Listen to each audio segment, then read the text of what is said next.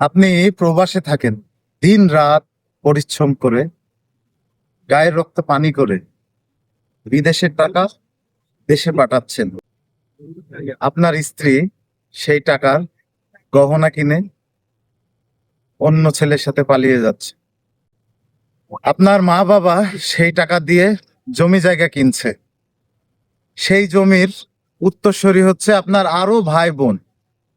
কারণ আপনি যৌথভাবে আছেন, আপনার পরিবার একসাথে থাকে। ওই টাকার জমি জায়গা যেগুলো কিনছেন, সেইগুলো আপনার আরো ভাই বোনদের ভাগ করে দিতে হচ্ছে। কারণ ওই জমি আপনার বাবার নামে আপনি কিনছেন।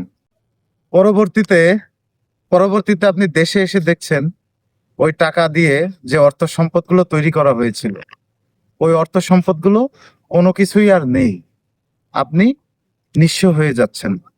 এই জন্য প্রবাসী ভাইদের, আমার ব্যক্তিগত মতামত থেকে বলছি, প্রবাসী ভাইদের 2 বছর 3 বছর পর পর অবশ্যই বাড়ি এসে ওই জমি জায়গা, অর্থ সম্পদ, ওইগুলো তার নিজের ব্যক্তিগত নামে নেওয়া। কারণ আপনি একটা বয়সে এসে আর কাজ করতে পারবেন না, প্রবাসে থাকতে পারবেন না। এসে শেষ বয়সে এসে আপনার যদি পরের মুখ অপেক্ষা হইতে হয়, শেষ বয়সে এসে যদি আপনার সেই বিদেশে যেই অক্লান্ত পরিশ্রম করছেন, সেই পরিশ্রম দেশে এসে করতে হয়। আপনি চিন্তা করুন, আপনি সারা জীবন দিয়ে দিলেন পরিবারের জন্য প্রবাসী, দেশে এসে দেখছেন আপনার জন্য কিছুই নেই। আপনি বাধ্য হয়ে শেষ বয়সে আবার প্রবাসে যেতে চাচ্ছেন বা যাচ্ছেন অনেক ক্ষেত্রে।